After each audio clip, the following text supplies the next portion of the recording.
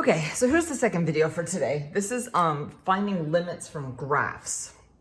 So let's talk about a little bit when limits do not exist. If you approach from the left and the right and you get different numbers, then the limit does not exist.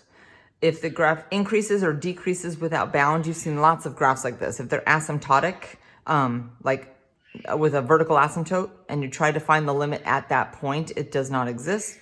And if the graph oscillates, and you may not have seen an oscillating graph, but don't worry, I have you covered. There's one coming up.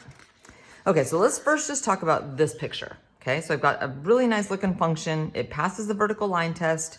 If I asked you to tell me what the function is evaluated at 3, 1, 2, 3, I come up here, I can tell you that, oh, that equals 5. That's what the function evaluated at 3 is. Okay, same function, same exact function. If I ask you what's the function evaluated at 2, it's 2, right? You can see right here that it is 2. Even though this parabola looks like it has a vertex right down here, I'm asking for the function evaluated at 2 that equals 2.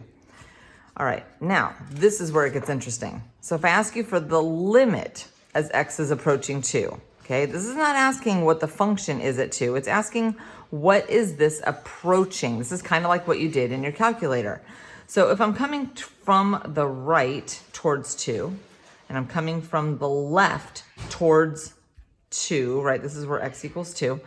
They're both approaching 4. The limit here is 4, even though the function doesn't exist there. All right? Hopefully that makes sense. Let's take a look here. This is just a function. If I asked you what is f of -2, I read this graph. It looks to me like it's 7. Right? F of -2 is 7. Again, you can pause this, look at it as much as you want. F at +2, that's over here. This is 2. Right? This is 2. If I ask you, hey, what's the function evaluated at 0? At 0, it equals 2. It doesn't exist right here, but it does equal 2. But then, right here, when I ask you, so what's the limit as x is approaching 0? Okay, now keep in mind, this means it's approaching. It doesn't actually equal 0. We're just getting really, really, really close to it. So from the right, I'm approaching 2, but from the left, I'm approaching 3.